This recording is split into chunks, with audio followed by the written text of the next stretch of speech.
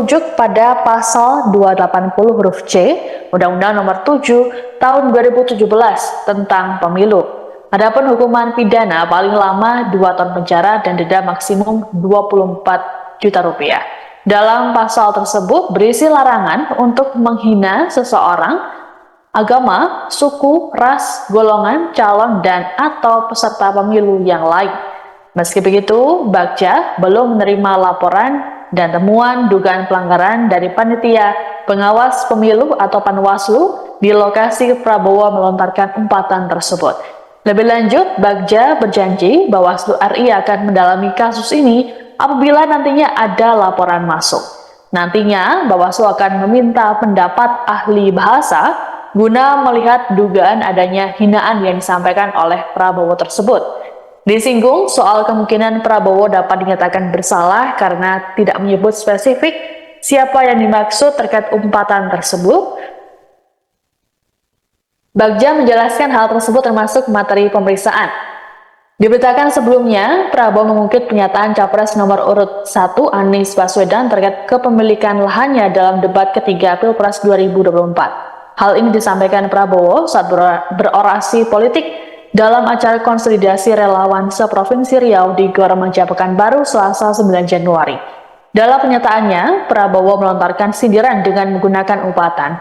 Meski begitu, Prabowo tak menyebut secara spesifik nama yang ia maksud. Adapun dalam debat ketiga Pilpres, Anies Baswedan menyebut lahan yang dimiliki Prabowo seluas 340.000 hektar.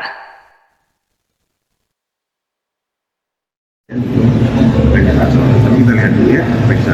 Oh, berarti Bawaslu akan memeriksa. Ya, jika ada laporan, temuan di temuan panas 8. Oh, belum menjadi temuan itu? Belum. Kalau di panas 8 boleh laporan.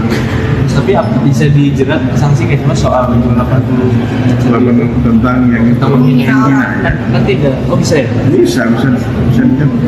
Kalau menghina bisa. Walaupun tidak spesifik menyebut nama gitu. Nah, kita kan bisa prosesnya. Nggak bisa. Nanti kalau bilangin bahaya kan. Jangan sampai kira-kira itu jadi masalah lagi. Tapi itu sebelumnya pernah ada nggak sih kejadian pernyataan di debat jadi perkara gitu mas di pemilu sebelumnya? 2019 enggak.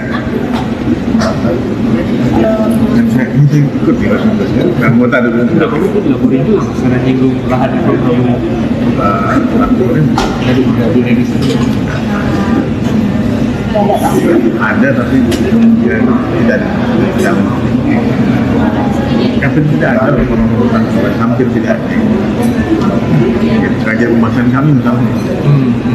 Kita lihat enggak pembahasan gue lupa. Kita lihat lagi dong. Soal kembali ke soal Amerika, kan ada salah satu partai yang dinilai nggak rasional karena pengeluarannya hanya 180 ribu. Langsung lihat Ya itu harus cek kenapa yang dilakukan. Dan kemudian ya ada perbaikan. Kadang-kadang orang mematuhi performa itu dimasukkan dulu perbaikannya baru. Itu harus di-update terus. ya harus diupdate terus kan ada PPD kan. Itu akan dilihat update-nya. Kan nggak rasional kalau tetap 180. Ini mana mereka kampanye di mana? Daup Ageng di Puro Pakualaman Kota Yogyakarta Rabu 10 Januari. Anies hanya menjawab singkat. Menggunakan bahasa Jawa, Anies hanya menyampaikan terima kasih pada Prabowo. Disinggung lebih jauh soal Presiden Joko Widodo yang terkesan membela Prabowo karena meminta format debat dievaluasi, Anies enggan menjawab. Menurut Anies, dirinya fokus berkeliling Indonesia untuk berkampanye tentang pentingnya mensejahterakan rakyat.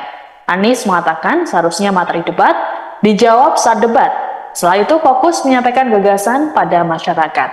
Sementara itu, Cawapres nomor urut 1 Muhaimin Iskandar juga ikut merespons umpatan Prabowo tersebut pada Rabu 10 Januari. Menurut Caimin, seharusnya proses politik ini berlangsung kondusif dengan adu gagasan dan tidak emosi. Lebih lanjut, Caimin enggan untuk mengomentari lebih jauh mengenai hal tersebut dan menyerahkan penilaian pada publik.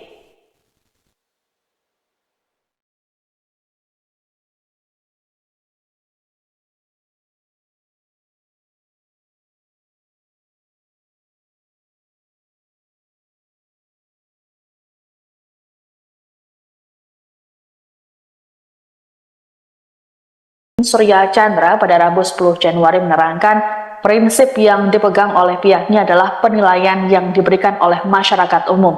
Menurutnya, semua rakyat tidak ingin ada presiden yang mengumpat dan mengumbar emosi di masa depan. Surya meyakini rakyat menginginkan pemimpin yang memiliki rekam jejak dan kinerja yang bagus.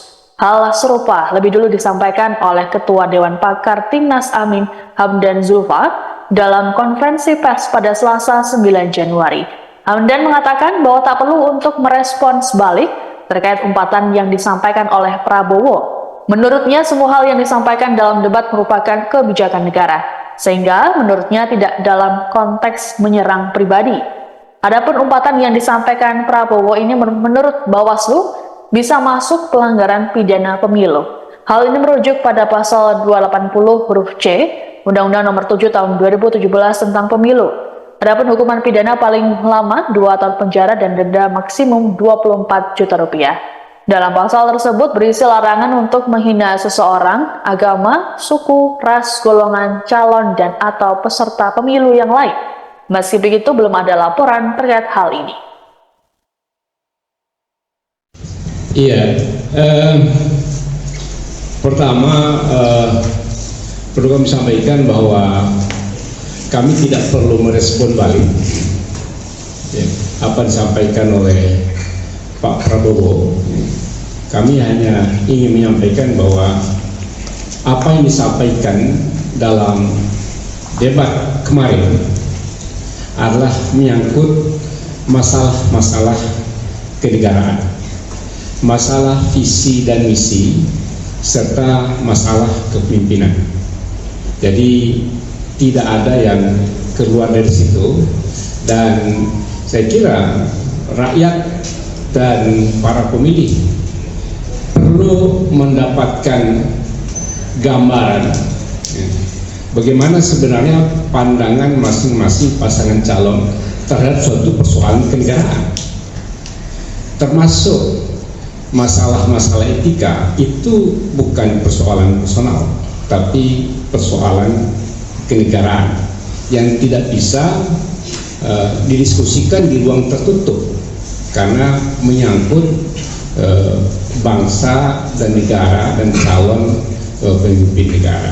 Jadi kami hanya ingin menegaskan bahwa dalam konteks itulah apa yang disampaikan oleh Capres 01 Pak Anies pada debat kemarin. Apapun penilaiannya kita serahkan pada para pemilih, tapi tujuan yang baik adalah dalam rangka untuk memberikan keyakinan kepada para pemilih siapa sebenarnya yang nanti yang paling tepat ketika mereka masuk TPS yang akan dipilih, hanya dalam konteks itu.